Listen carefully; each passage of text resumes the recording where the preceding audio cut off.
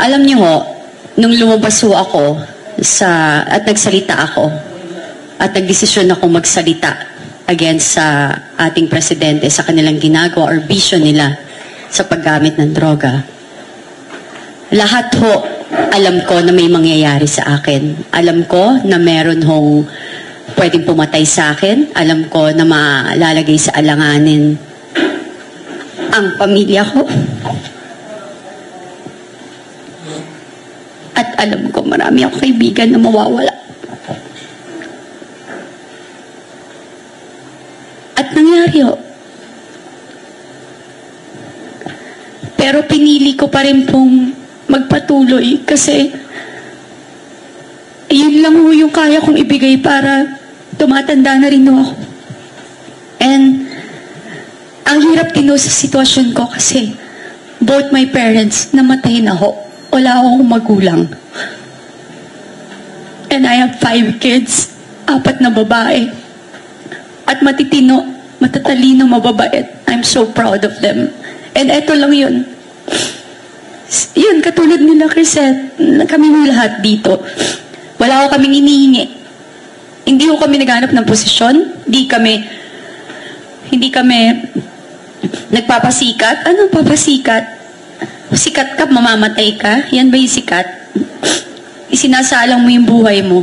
Hindi po joke yung ginagawa namin.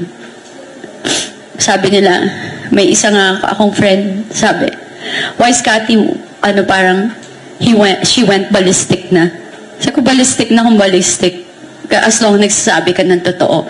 Ako hindi ko maintindihan yung nangyayari ngayon.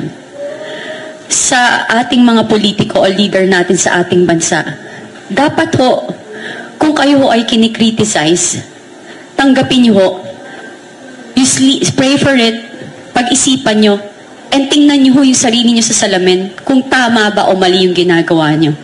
Ang nakikita ko ho dito, yung nangyayari ho sa amin ngayon, hindi na ho to bago sa akin.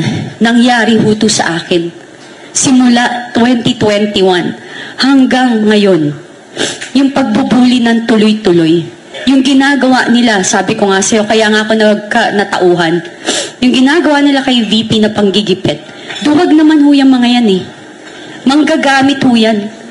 Gagamit sila ng tao para manakit. Gagamit sila ng mga tao para sila yung gumalaw para sa kanila. Pero sabihin mong sila itself ang gagawin, hindi na gagawin. Kaya sa inyo, na akala nyo kakampi nyo yan, kasi ginagamit kayo, collateral damage lang kayo. Look what happened.